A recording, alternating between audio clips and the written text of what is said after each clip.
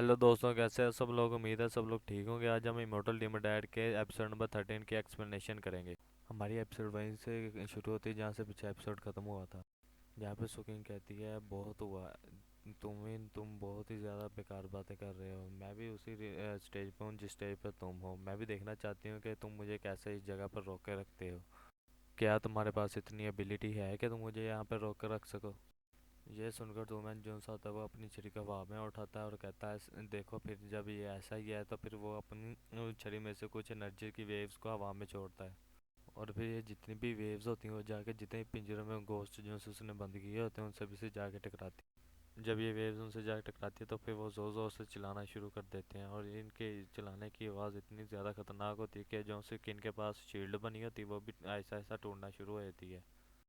Shield टूटने की वजह से जो से उन घोस्टों की चीखें होती हैं वो शील्ड के अंदर अब आने शुरू हो जाती हैं, जिसकी वजह से यान यान जीजी और किन इन तीनों के कानों में दर्द होना शुरू होता है, और ये तीनों अपने कानों को ढक लेते हैं, लेकिन फिर भी इन्हें बहुत ज़्यादा दर्द हो रहा होता है। फिर तो मैंने सुकिंग से कहता है, मिस सू, मैं आपको ये बात दोबारा से याद करवाना चाहता हूँ कि मेरी जो सीक्रेट टेक्निक है वो घोस्टों का चलाना है।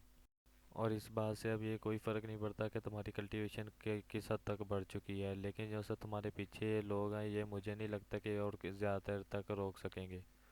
ये सुनकर सुकिंग परेशान होते हुए तुमैन से कहती है, कीड़े कहीं के। और फिर उसके बाद सुकिंग अपने मैजिकल वेपन जो से होते हैं तीनों उनको बुलाती है, और फिर उन तीनों को एक साथ जोड़ना शुरू कर देती है, जो कि जुड़कर एक बड़ा ट्राइपॉड बन जाते हैं। और उसकी मदद से कुकिंग वहाँ पर आसपास पौधे वगैरह उगाना शुरू कर देती है।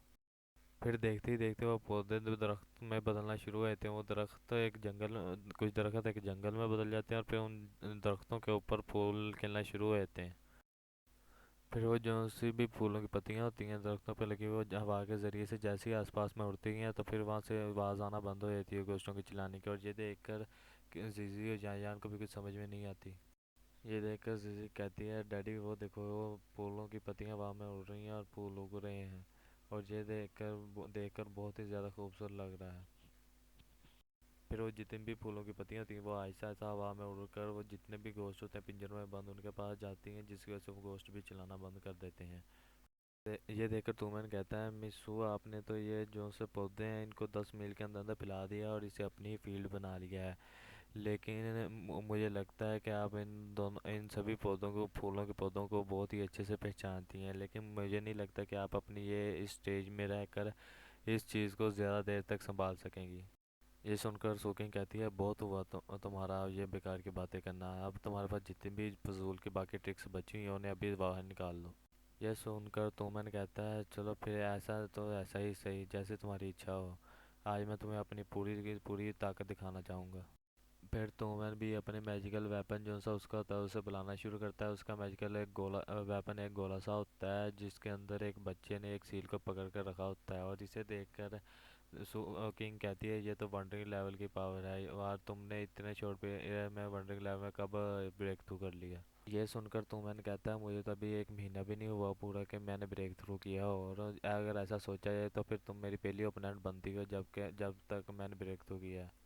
फिर तुमन कहता है, अब तुम मेरे इस मैजिकल वेपन की तरफ देखो, सूल एंड ब्लडथर्स्टी सील।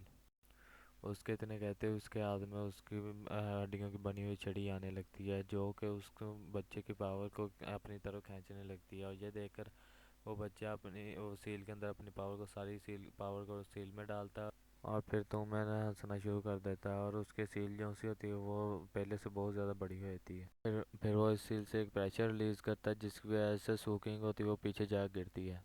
फिर जितना भी एटमॉस्फेयर सोकिंग ने चेंज किया होता है वह पहले जैसा होना शुरू होता है। फिर तोमेन ज़मीन पे उतरता है और उसके प्रेशर से ही वो सारी ज़मीन कांपना शुरू कर देती है। फिर वो किन और यान यान जीजी की तरफ बढ़ना शुरू कर देता है, और ये देख के किन थोड़ा सा घबरा सा जाता है और उसे पसीना सा भी आना शुरू होता है, और ये देखकर जीजी और यान यान भी बहुत ज़्यादा डर जाती हैं। फिर फिर तोमैन एक अटैक करता है किन की तरफ, जो कि किन को लगता है और किन पीछे जाकर गिरता है और उसके मुंह से खून भी निकलना शुरू हो जाता है।